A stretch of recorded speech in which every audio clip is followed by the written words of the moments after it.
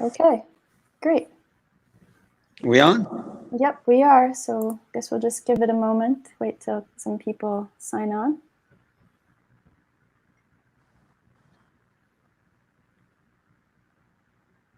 Okay. So we're on the Bernie Sanders Brigade page.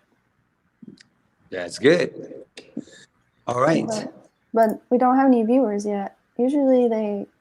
Oh, there we go. Oh, there they are. Okay. Hello, viewers. I guess we're having some technical difficulty today, so please bear with us. Thank you, everyone, for joining.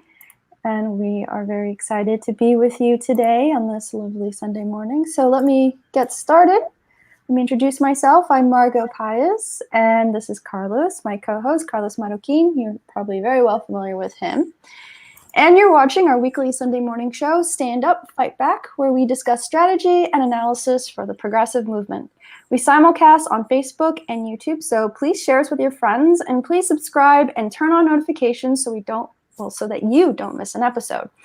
Today's guest is Amar Shergill of the Progressive Caucus of the California Democratic Party. Amar, before we go any further, did I totally butcher your last name? No, it's good. It's Amar Shergill. The first name rhymes with summer. Actually, funny story. I've said that to a number of people. My name rhymes with summer. And then one time somebody came back like 3 weeks later and said, "Hey, Summer, how's it going?" So, I will. At this point, I don't even notice when people mispronounce. But you did a great job. Okay, thank you so much. All right, so Carlos, would you like to tell us a little bit about Amar? Yes, well, the little bit I know about him, which is, as you all know, he's our chair of the Democratic Party Progressive Caucus here in California. So we're very excited to have him. He's been leading the way for progressives here in California within the Democratic Party, and just pushing really hard. Took over from Karen Bernal, another dear friend of ours, but. The Progressive Caucus serves, and we're going to hear from him and tell us a little bit about the work that he does. But it's very important part of the progressive movement because we have to be able to work inside the party as well as the outside. And having said that, I'm just eager to get started and hearing from him because there is so much that we need to be in touch with and learn and also understand of where we are right now as a movement and where we need to go. Amar, thank you so much for being with us. And I like to say that you play a key role for progressives here in California because you have also insight of to what's going on within the party. We have so many things happening right now across the United States, here in California as well. We have a new president, of course, that's going to be sworn in within 6 weeks. We have a vacant seat that was vacated by now Vice President-elect Kamala Harris. Her seat is up for grabs, not for grabs necessarily because he has to be appointed by the governor, but progressives are pushing. They want to see one of the candidates that we feel may be having strong, and I'll let you throw some names around, if you will, on that as well. But we have elections coming up for delegates and many other things. So please let us know a little bit about your work and how all this plays together and where we're going to be needing to move as a movement. Those are the kind of things that we're going to hear this morning. Thank you for being with us. Now, thanks for sort of charting the roadmap of where we're going to go this morning. But first, welcome to everybody that's taken some time on a Sunday morning to join us. I hope you don't mind. I've got my cup of jaw, so I'm going to, dip into that as we go. And hopefully you're somewhere where you're comfortable too. And obviously, I'm the chair of the Progressive Caucus of the California Democratic Party. But like a lot of you, I'm not a big fan of where the Democratic Party is right now. There's a lot of work to be done. And, some of us, and myself included, are still sort of dealing with the sequela, the results of the emotional labor, toil that we were put through in this past election, where a lot of us, who are in the party had to suck it up and say, yeah, we are going to work hard to elect Joe Biden because Trump is a threat to the democracy and to people of color and just a vast increase in human suffering. But that doesn't mean we're big fans of Joe Biden.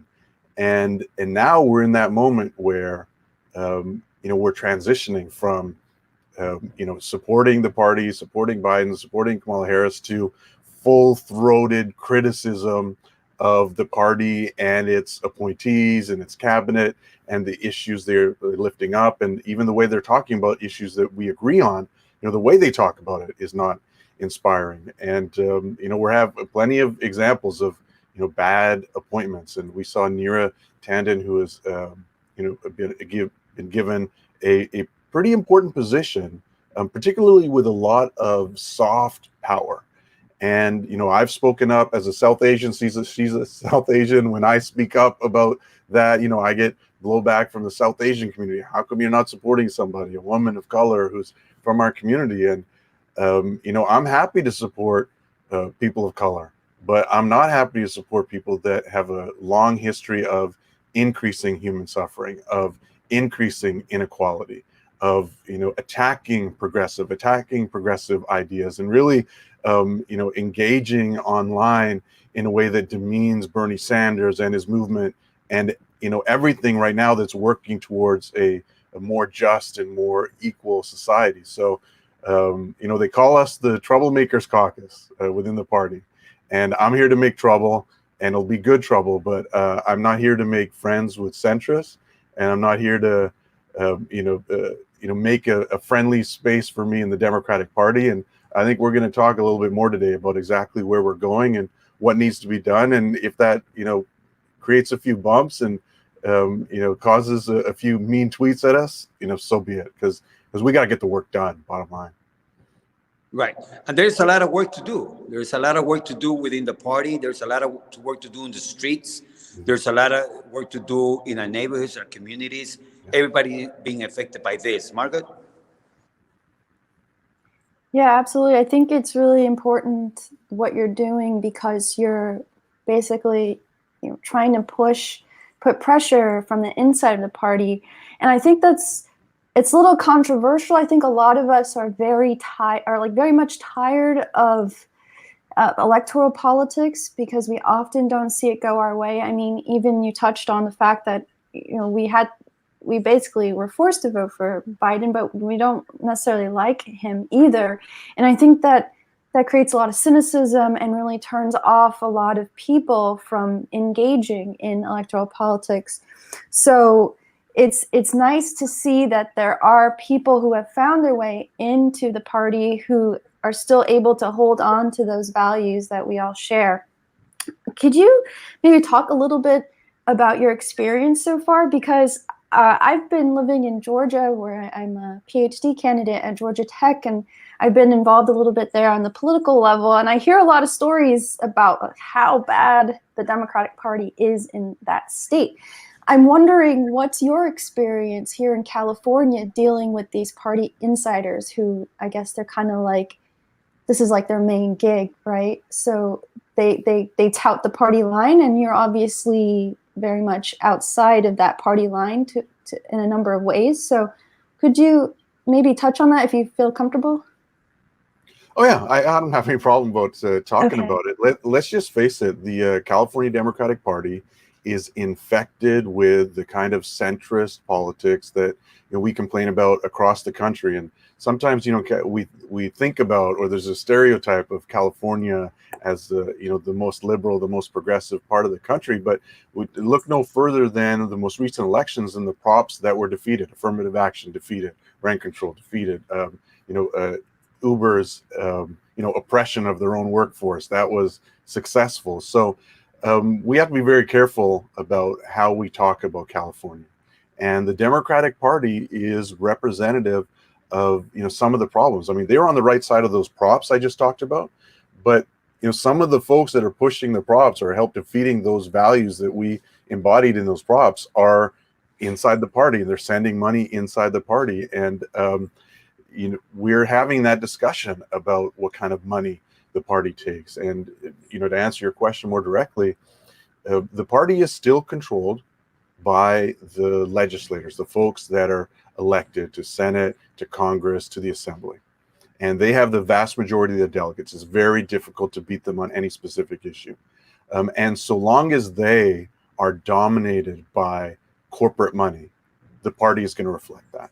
And yes, we pass resolutions and we have a platform that's very progressive, but those things are not required for elected officials to follow. There's no enforcement mechanism. The most we can ask them to do is to read it. And we see that reflected over and over again inside the party and by our elected officials, that often we just do things that make no sense to progressive values or to decreasing human suffering or to creating a more equal and just society. And within the party, yeah, it is frustrating because it's very difficult to build power. But we do have some successes, and let's face it, the party is also a function of what's going on in the greater society. And as we organize outside, whether it's through the Bernie Brigade or through Sunrise or March for Our Lives or pick your organization, we're starting to reflect some of those changes within the party. And for instance, Assemblymember Alex Lee is a hardcore progressive, elected out of the Bay Area. An elected official like that probably wasn't possible a few years ago. So there are positive changes, and I'm happy to talk more about some of the real, problems and train wrecks, things that have happened within the party. But sorry to extend this dialogue, but it's Sunday morning. I think we can afford to be a little bit more contemplative about the role of progressives and the party. And what we need to, what we need to be comfortable with is the greater dynamic that plays out right now, but also, in movements around the world. We are not Nelson Mandela, we are not, Malcolm X, but what we need to recognize is that there's no Martin Luther King without Malcolm X pushing the envelope and making Americans afraid of what happens if you don't accept Malcolm X, right? There's no Nelson Mandela unless there's a really hardcore left wing of the ANC that's engaging in violence and forces the establishment to say, okay, Nelson, we're ready to talk to you. There's no Mahatma Gandhi and all of the rhetoric about peaceful nonviolence, which is a gift to humanity. But without folks like Bhagat Singh, who are really engaged in hardcore violence and the most leftist politics, and without that, you don't get Gandhi's success. So we are not those people, but we are in that vein where even if we are not in the seats of power, we are engaging in that rhetoric, that activism, which really does make a difference, even if we don't happen to be the people in those seats. Right. Yeah, that's a very good point. I wanted to pass a question on from one of our viewers. So this is from Susie Ellingson, and she wants to know, why not direct our efforts toward the People's Party? And I think this is a very interesting question because there is a lot of dialogue going on among progressives about whether it's even worth to engage within the Democratic Party these days. So what is your take on this, Amar?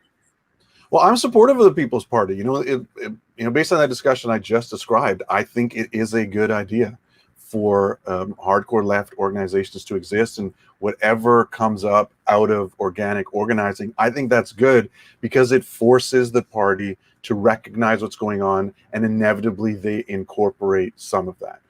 And there's a good argument that organizations like that, whether it's Sunrise or People's Party, can influence who is elected within the party. They can affect endorsement battles. But I think we have to be realistic that until those organizations are up and running, in the vein of, say, the Working Family Party in New York, until you have that kind of structure, there's no reason really to abandon what's going on inside the Democratic Party. That's where the power is. We should continue to organize there. And as other organizations rise up, they should try to build power within the party also. There's no reason to say one or the other, in my opinion. Right, because we also need to understand, as you say, where the power lies right now. Progressives are slowly moving into the House. We are seeing a number of people being elected into this election cycle. We're seeing that at a state level. We're seeing that at a local level. So it's important for us to continue that, because at the end of the day, even if Bernie Sanders would have won, the presidency, he still needed to have the votes to get anything done.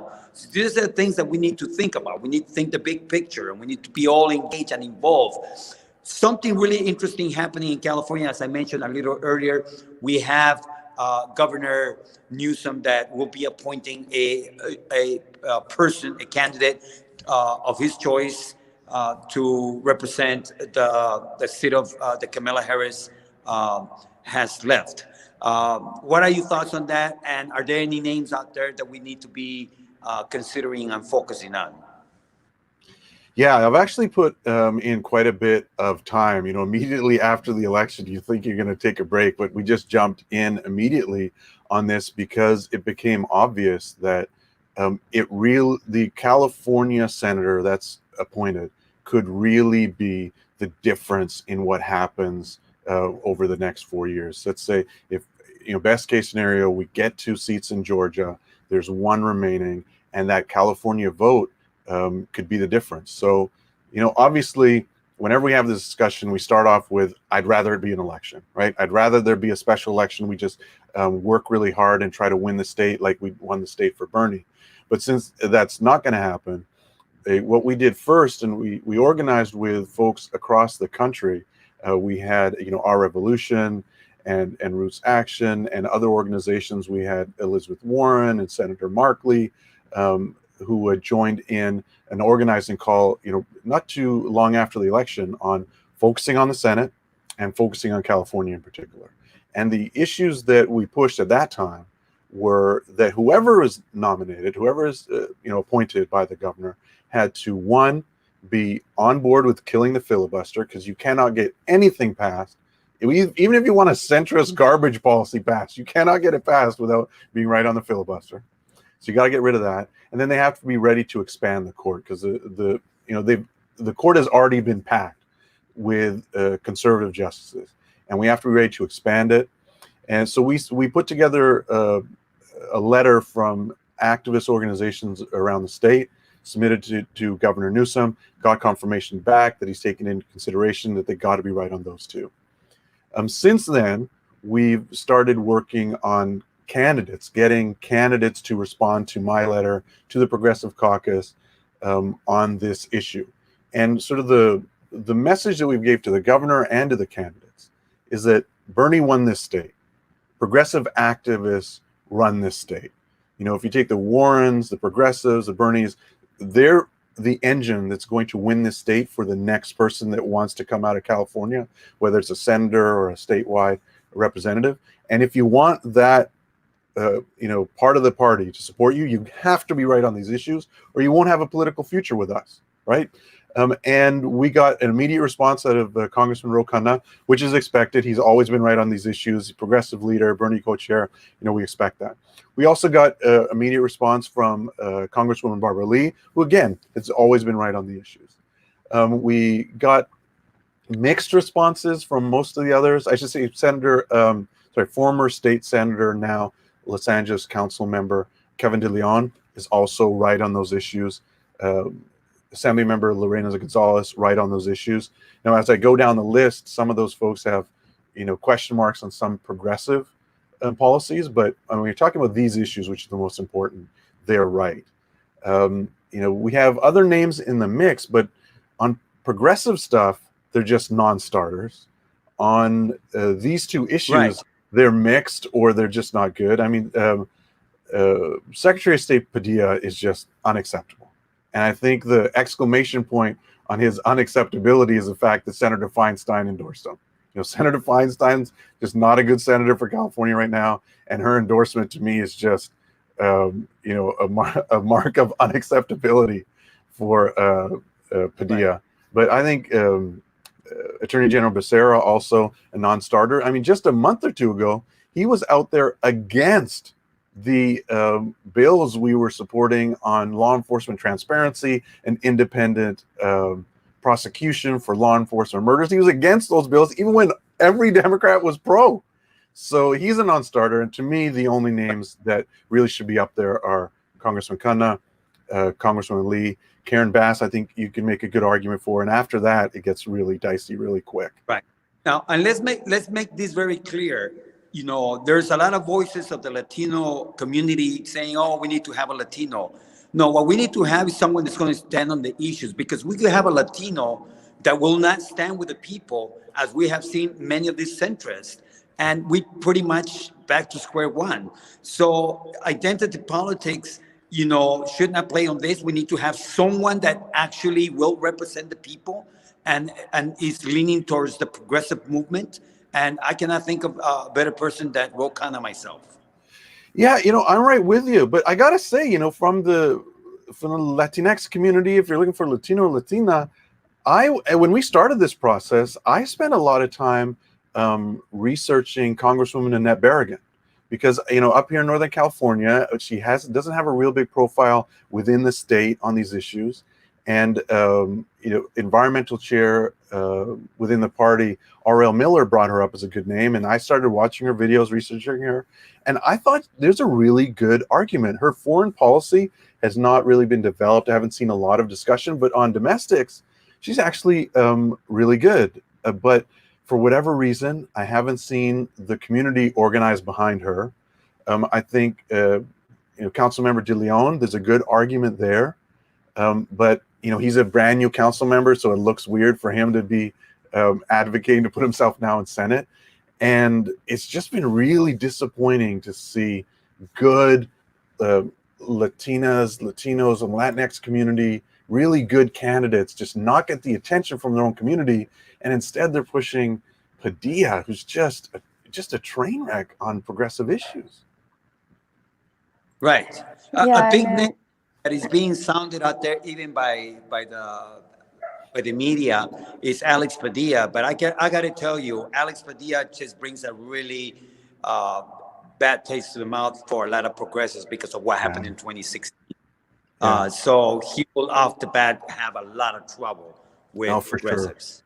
For sure. I mean, another name I haven't talked about much is Lorena Gonzalez.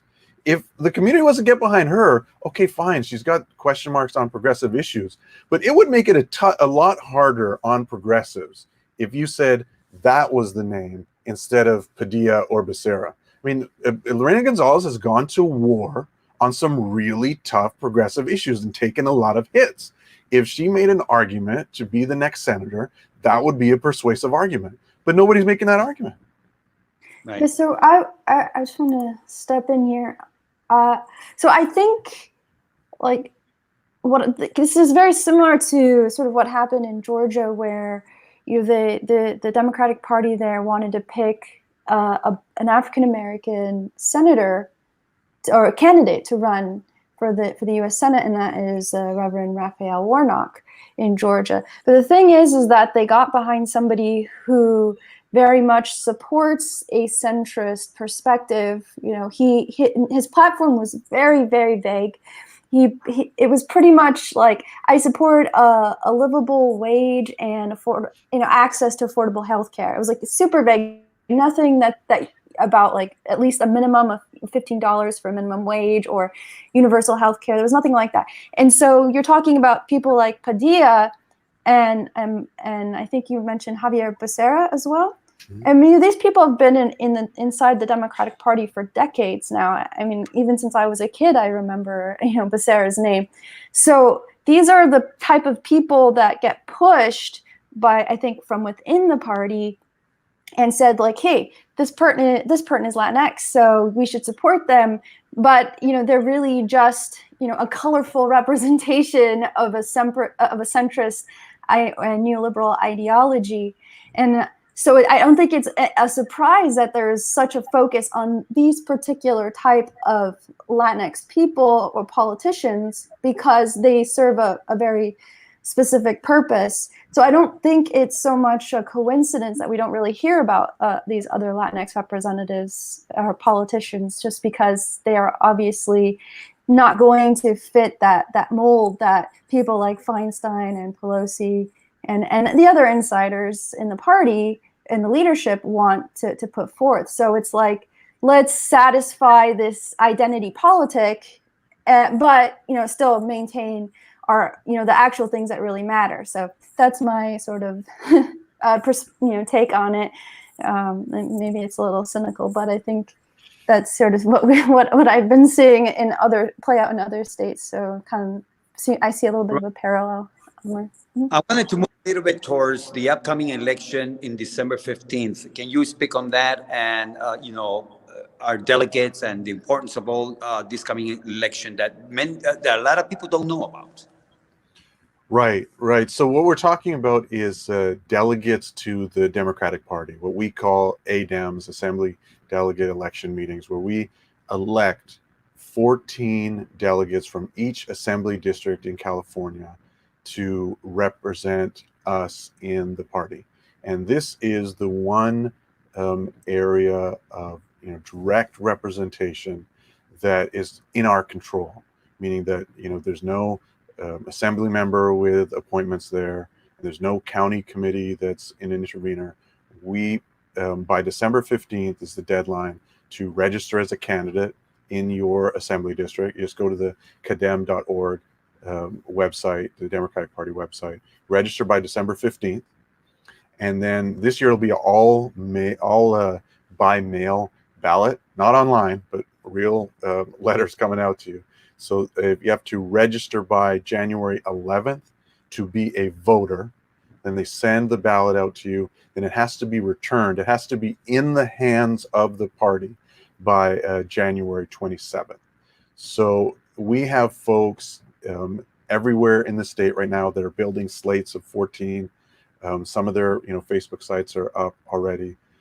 We have a statewide evaluation and endorsement process that'll roll out here in the next few days, or certainly within a week, where we identify which candidates are right on progressive issues.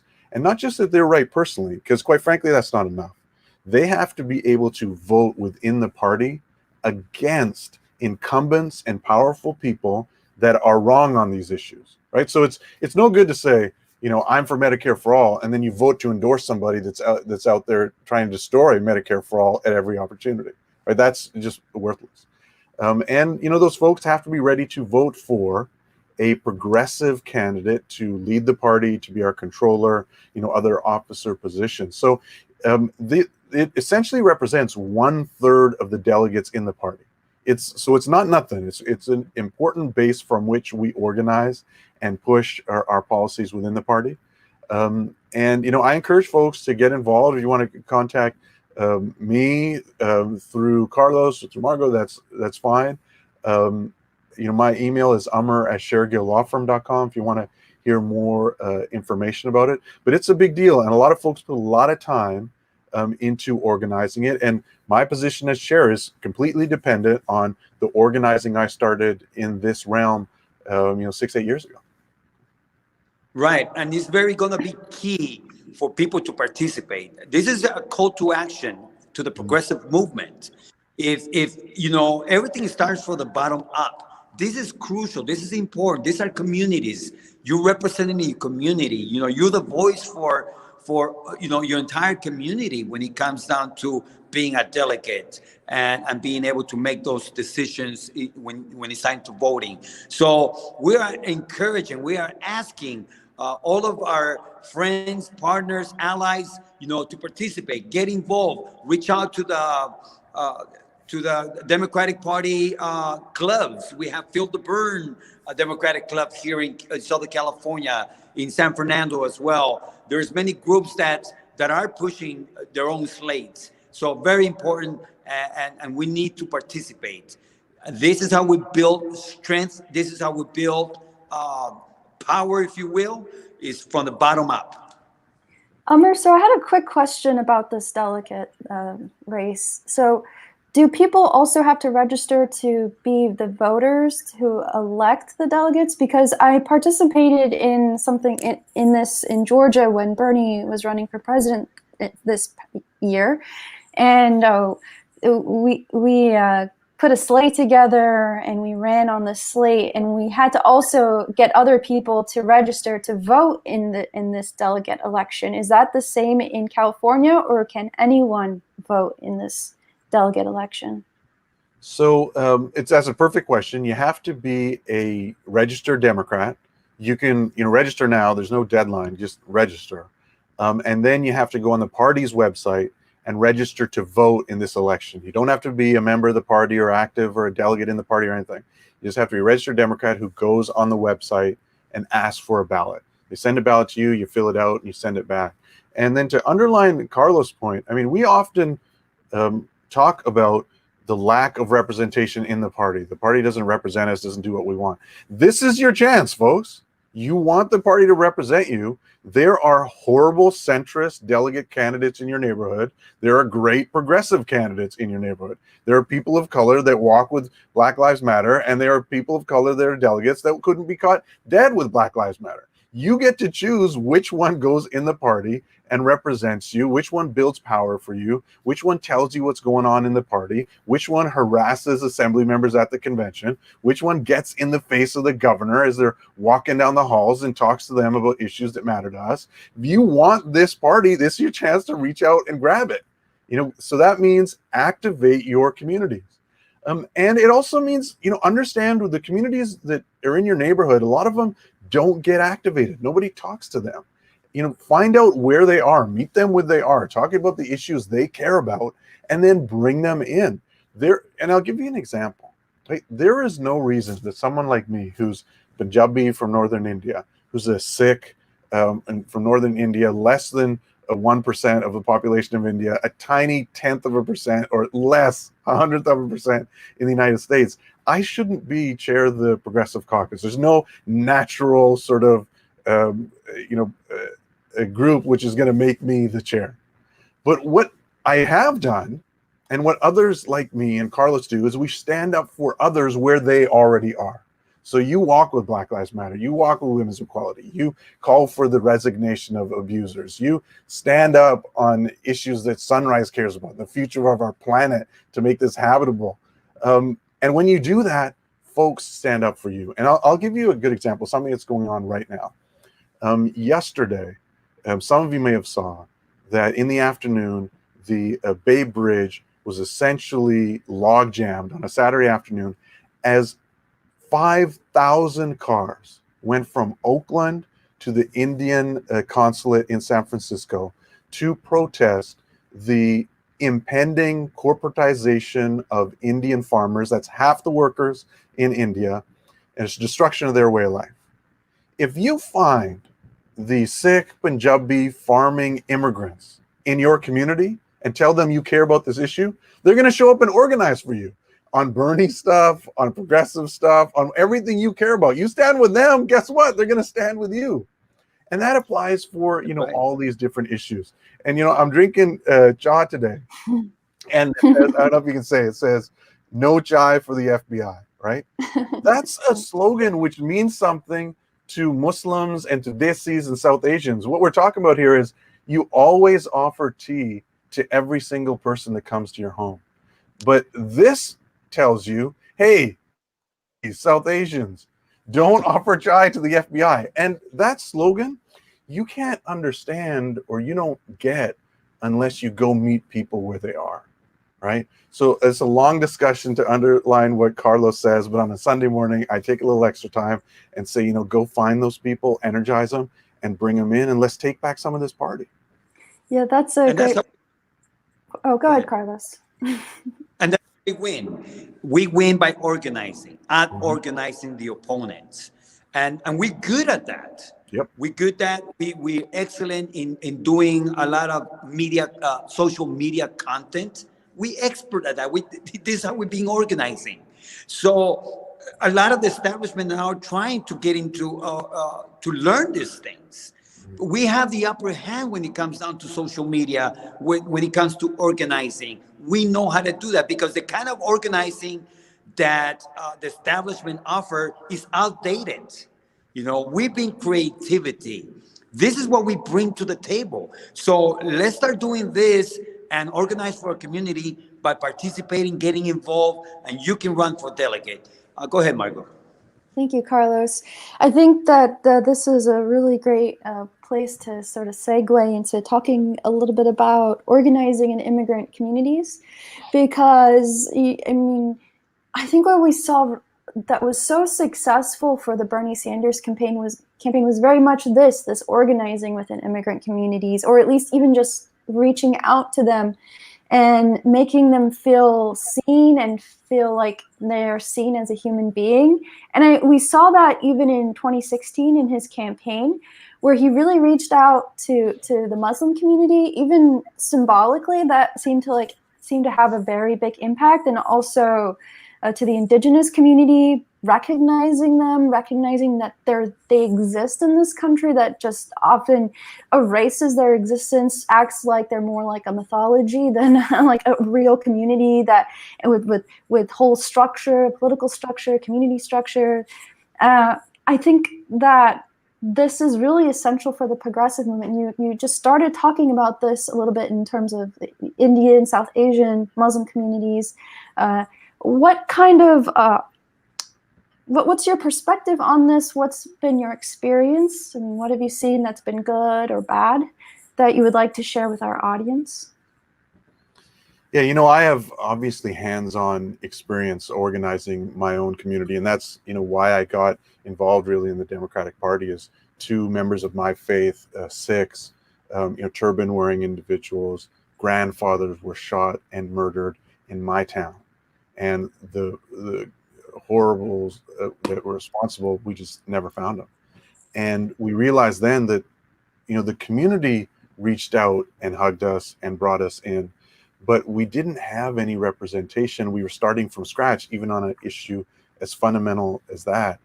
And is organizing my community, getting them involved in local Democratic politics, getting them to swamp the elections, is what ultimately led me to realize that when folks are standing with us, I want to stand with them.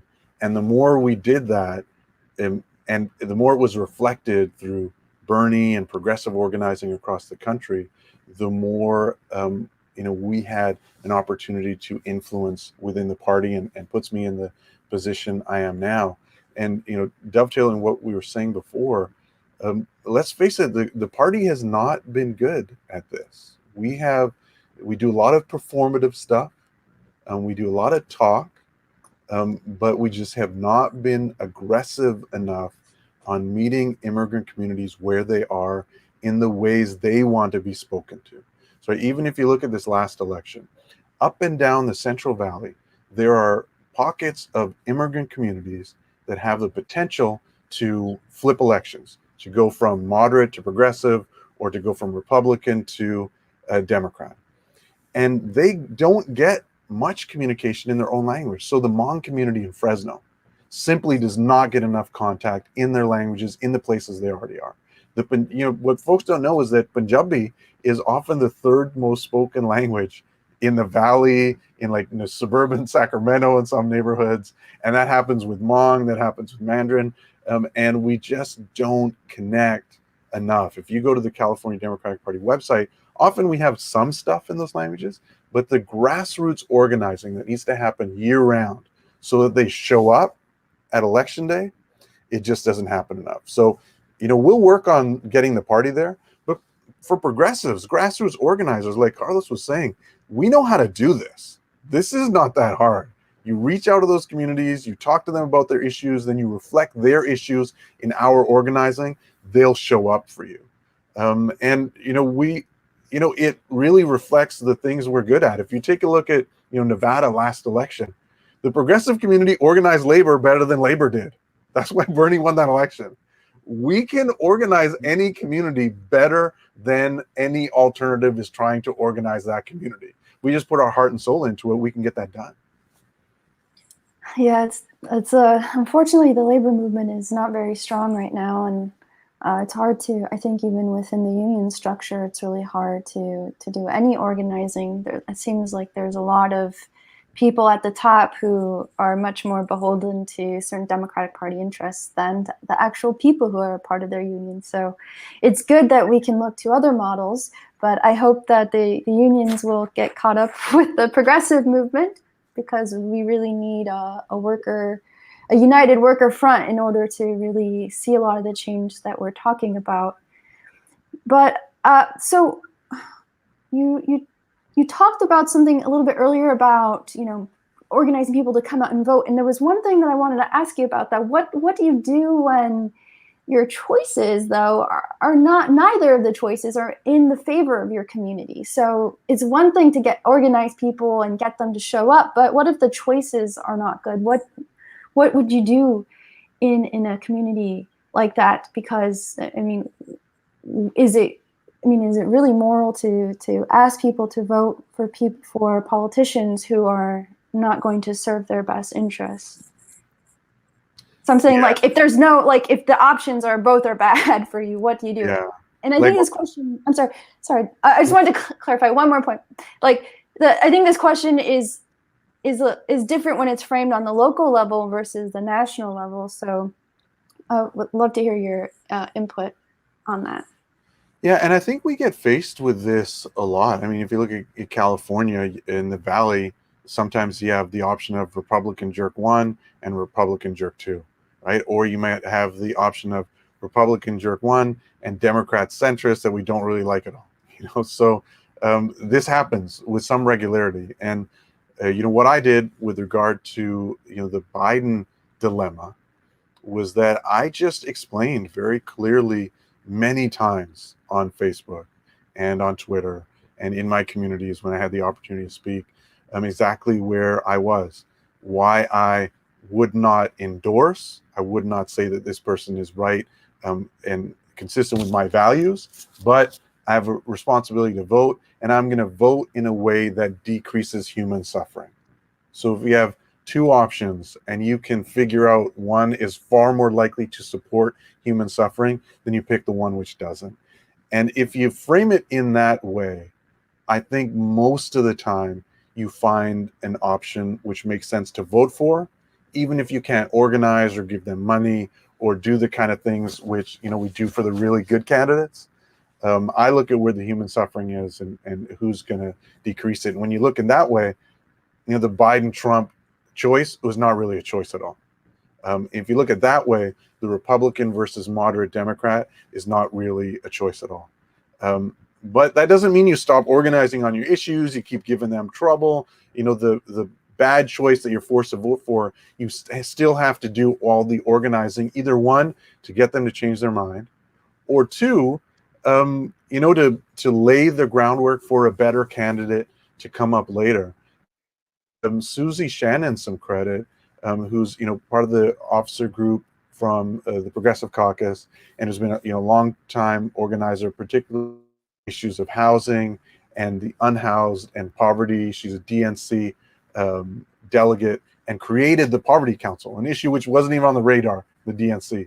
But here's what she does, is that when folks are elected, council members, assembly members, she calls them up, makes an appointment, says, we're going to go down to Skid Row. We're going to talk to these people. We're going to do some work. We're going to help them. No cameras, no nothing. We're just going to do the work. And that's something that we can, use as an example, is that if you, even bad candidates, if you take them hand in hand, closest to the suffering, and you force them to be in the spaces where folks are suffering, you can change their hearts. And she's been successful in getting some policies passed in Los Angeles, some stuff passed in the assembly, getting folks that you might not think are on your issues, getting them convinced because you're reaching to their heart. And as a person of faith, as a Sikh, as a progressive, I don't think anybody is beyond hope.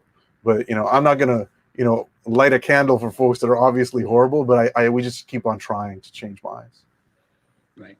One of the things that I can tell you in my own personal experience is I have developed relationships with all kinds of people from different backgrounds, politically, economically, etc. But politically speaking, I do speak with a lot of people that are pretty establishment, pretty much hardcore, party people. And we develop relationships. We can talk about things. We don't have to agree with them. We don't have to, I don't have to surrender my beliefs.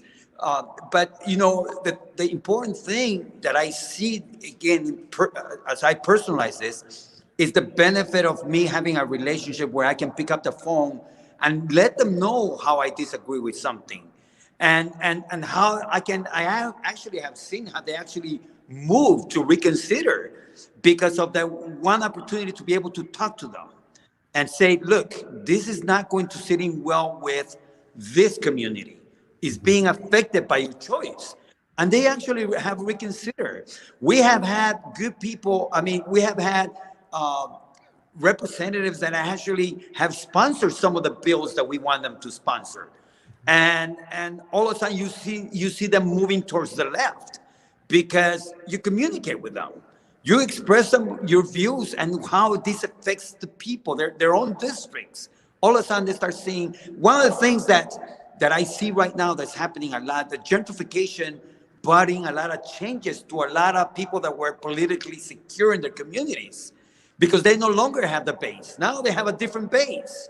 And all of a sudden they reaching out to progressives because they understand that they know and they hear the footsteps coming. They know that they're coming for their seats. So all of a sudden they start listening to the people that they would not listen to before. Yeah, that's an excellent point. It just is, politics is never static and things are changing and we're helping change the discussion that, like you said, changes minds sometimes. Right. We do have a lot of work ahead of us, We have, by all means, the election system, even within California, has a lot to change. There's problems that existed even prior to 2016. 2016 was horrendous when we saw ballots, missing. We saw people being changed their status from Democrats to Republican. We saw problems with the ballot boxes, the machines. A lot of those things have not been resolved. There's gazillion problems everywhere. We have a new president coming on board. We have climate change. We have COVID-19 that is getting worse by the day. Literally a tsunami of problems ahead of us. Organizing will be key. What else do we need to do moving forward? Yeah, there really is no solution that doesn't start with organize. But as we've touched on a little bit before, I think what we've learned over the last 6-8 years in these 2 election cycles with Bernie is that we have the skills, and sometimes we don't understand the power of our skills. I think we're starting to get there now, but like you were saying, the folks that have been organizing, your skill set is better than what's in the party right now. The folks that are organizing, you are better than the average assembly member and whoever they are, whoever they have working for them. So you can beat these folks in their own game, on their own territory, if you put up the work, if you do the work. And then the second thing I think we have to realize from that experience is that we have probably reached a lot of the folks that were easiest to reach. And now we have to look at folks that aren't engaged or that are engaged in a different way and get them involved. And that means, talking to Black Lives Matter, talking to Sunrise, talking to, immigrant communities like the Hmong community, the Sikh community, Muslim community that really aren't engaged, and organizing them. And that sometimes that means looking at yourself and saying, I haven't really understood what motivates these folks. Is that if we just keep yelling at them in the same progressive talking points that didn't motivate them in the last 8 years, that's probably not going to motivate them in the next 8 years. So let's figure out, where they are and bring them in. And, I think ADEMS is the delegate elections is an easy way to start that process because it's a really short election cycle. You have something really easy for them to do.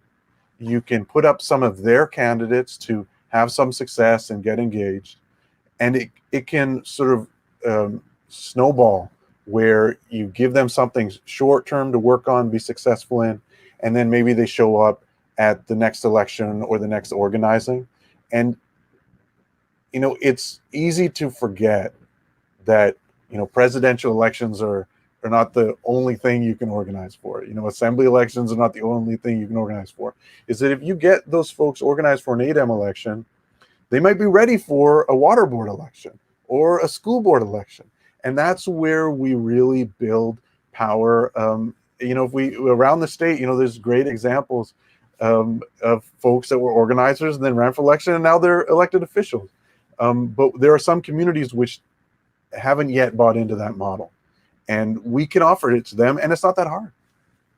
Right. I think One of the last things I want to say, excuse me, before I turn this over to Margaret, but there were some issues with a lot of the races here in California. And I know here in Southern California, there was a couple of issues, and one has brought a lawsuit or a pending lawsuit, and that is the district where Maria Estrada she was running against Anthony Rendon. And again, that's also, there's a lot of questionable things that happened there. According to the to Maria Estrada campaign, and there, but we always have options on what we need to do moving forward. Yes, we cannot afford to get stuck and look to the past. We got to move forward. We got to press on, do what we got to do. But our time is now. Our time is here. You representing the people. You representing literally, your communities. And everything you do. So stay involved, engage. Don't get discouraged because the best is yet to come. Margaret? I hear that. Thank you, Carlos. It's very inspiring.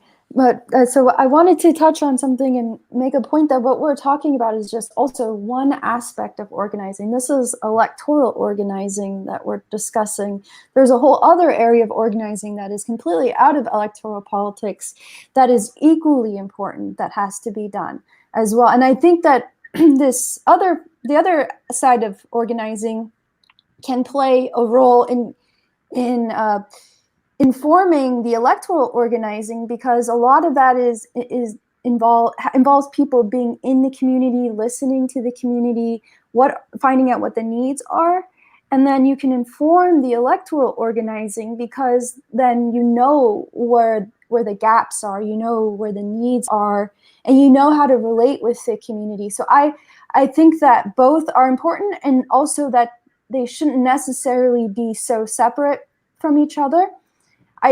One thing that I wanted to see happen, because when I was in Georgia, I was active with the Metro Atlanta DSA, and one of the things that I thought would be really phenomenal for campaigning is to have an arm of your political campaign that is directly involved in the community.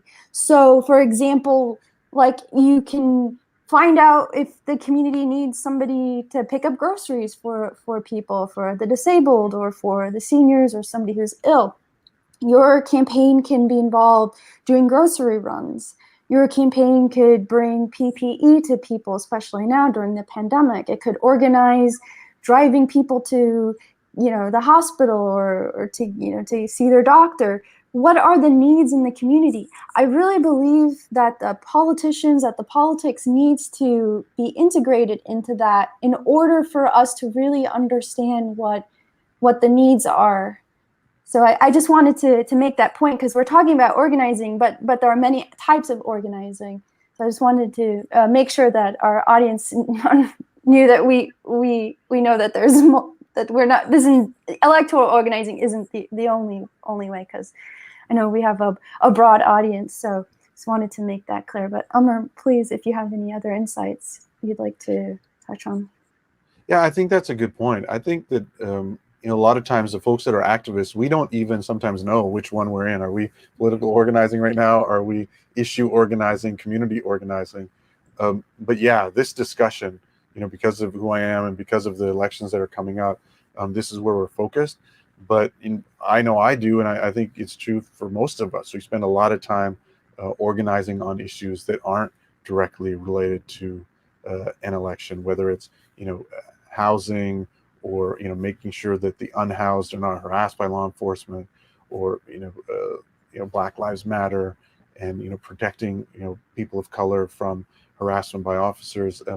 These are just tiny little examples of organizing that goes on. And I think, quite frankly, as you were saying, political organizations, particularly the California Democratic Party, needs to do better, and would be well served if we did more community organizing and developing the year-round connections with the folks that we want to support our electoral issues. And often we ask them to support our electoral politics, but don't spend enough time on their kitchen table politics, which is, I think, a failure of a lot of parties and candidates too. Yeah, and also to your point about getting involved locally in local elections or local boards, I think that's also really important for being involved in the community, because these local elections, for one thing, are accessible to people who want to run. Like if you want to be on a school board, you have a good chance. You don't have to raise a lot of money, but it's really important to have people who have very good values, good ethics, good understanding of the human condition be on these boards, because school boards are often a platform for people who have their eyes set on a higher office, right? They use this to get some name recognition, and then they move up the ladder in the party. And then what happens is that these type of people have they're fairly amoral when it comes to like the ethics of politics. And what happens so often with school boards, especially in California, is that they give no bid contracts to construction companies, and then these construction companies bloat the contract. And it like becomes millions and millions more, and this is bond money usually. And the people on these boards, they don't care. They just look. If it gets them reelected, fine. And we don't need people like that.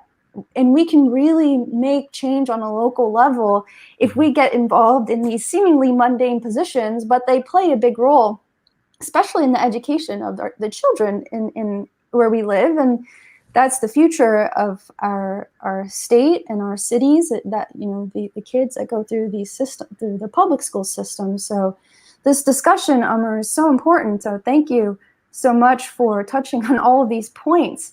And Carlos, do you have anything else to say? Because I think it would be nice if we give Amar a chance to hit one last point that he was interested in talking about: leadership, political leadership in the South Asian community. And I think that would also be really nice for our audience to hear. But I don't want to move on until we're ready. So, Carlos? Yeah, you need to serve the time right now. So please tell us. We have a few more minutes left. So go ahead and let us know what we need to go. Well, you know what? Since we have a few minutes, there's a couple of different issues that I wanted to talk about. But let's talk about one which I think animates our community and is about the future of our planet, and also dovetails into electoral organizing for the upcoming ADEM elections. And it speaks to this issue of the party not representing where the people are.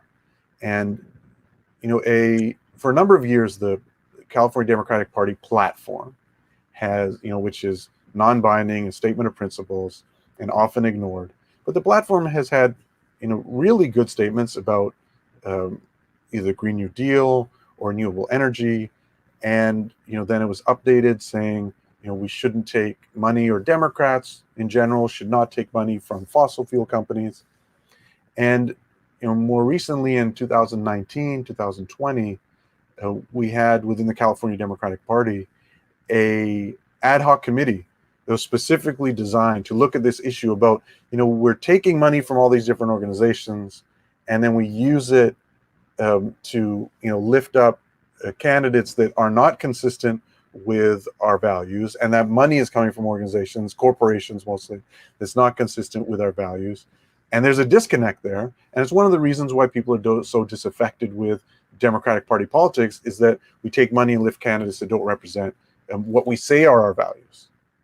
And it's hypocritical. So the ad hoc committee in early 2020 said very clearly that, consistent with past practice, we shouldn't take money from for-profit prisons, shouldn't take money from fossil fuel industries, and we listed some others.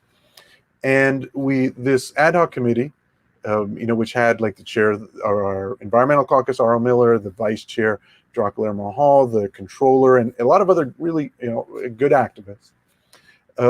They gave this recommendation to the party chair, Rusty Hicks. And Rusty Hicks accepted it. He even signed the no fossil fuel money pledge, saying, I'm never going to take any money from fossil fuel industries because obviously oil, natural gas, fossil fuel is a threat to our planet. And it's this issue which animates Sunrise for good reason. It's why they've managed to change electoral politics across the country and elected folks that might not otherwise get elected, right? So we, on a strictly political level, we should understand where the politics are. And this is good politics and good values. So the chair accepted this recommendation.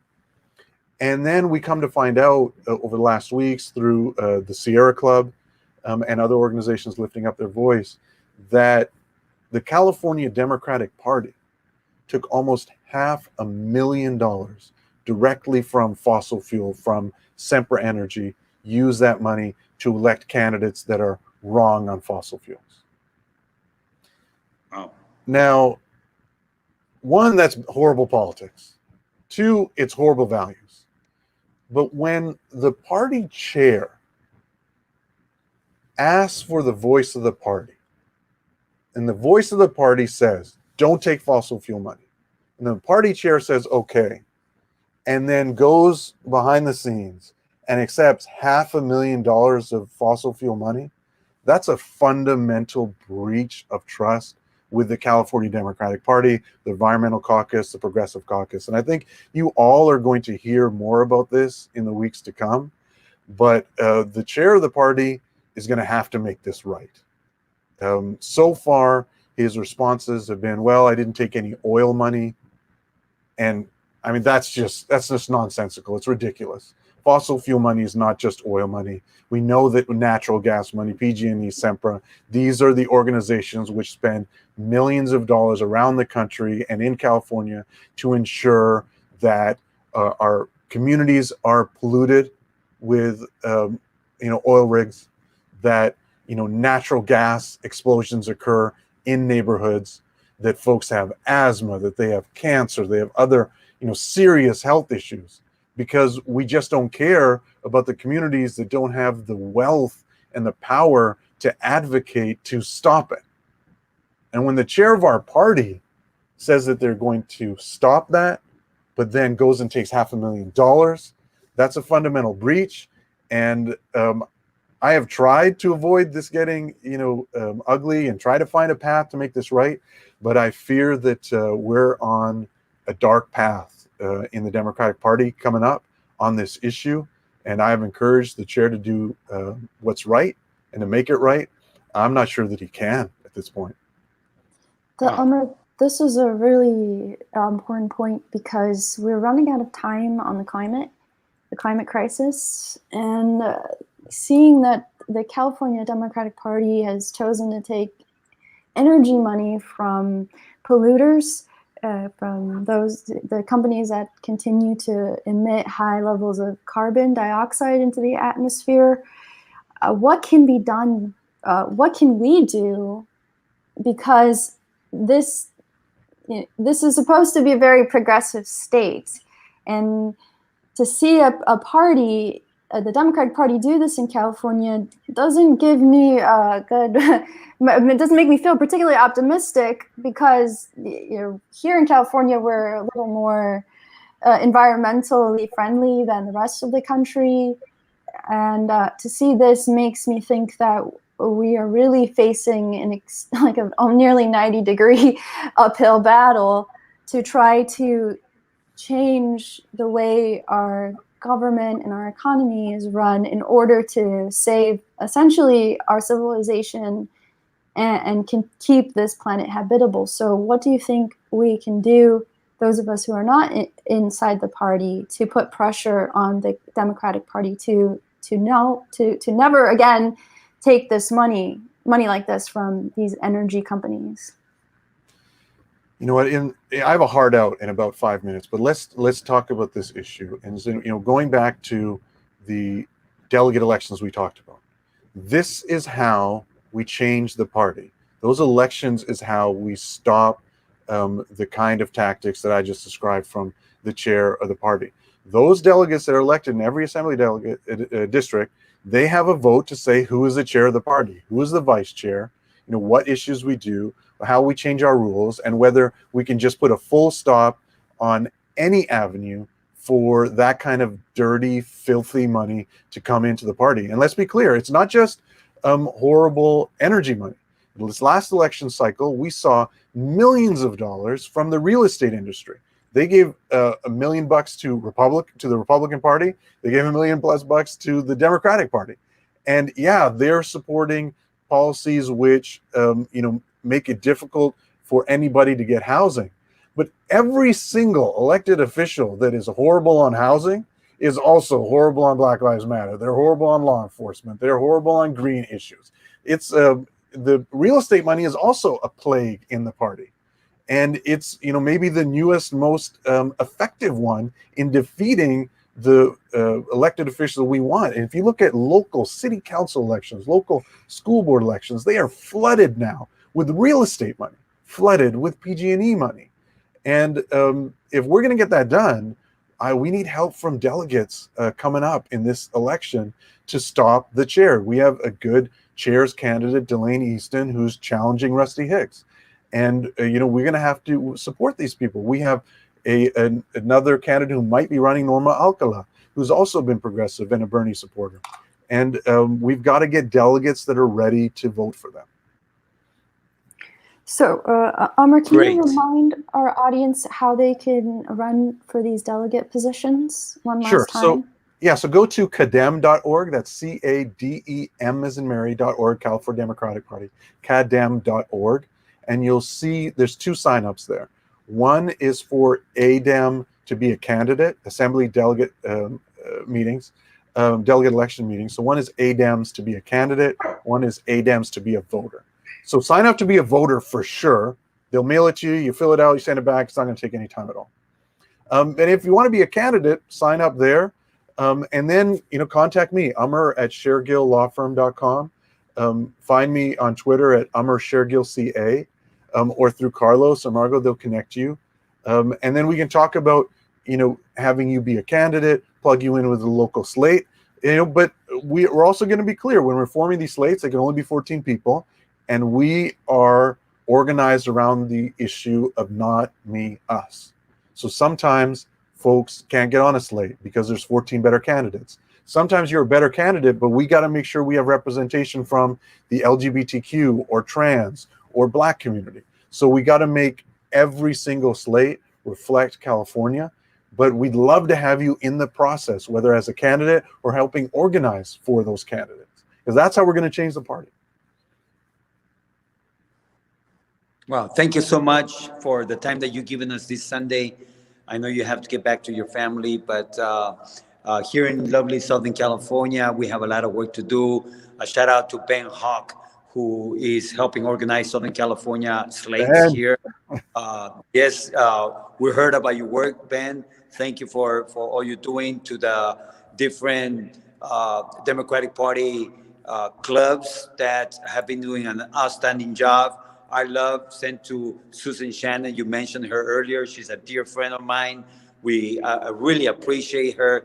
But so many people that we're sending big hugs this morning. The Public Banking Alliance that is pushing forward. There will be public banking in California sometime. Yes. Our hearts go out to all those that are suffering right now because of the pandemic. We see you. We understand you. We're there with you. We see those long lines at the food banks. It's heartbreaking, really heartbreaking. We see those people that are struggling to go to work or that have no work our hearts are with you.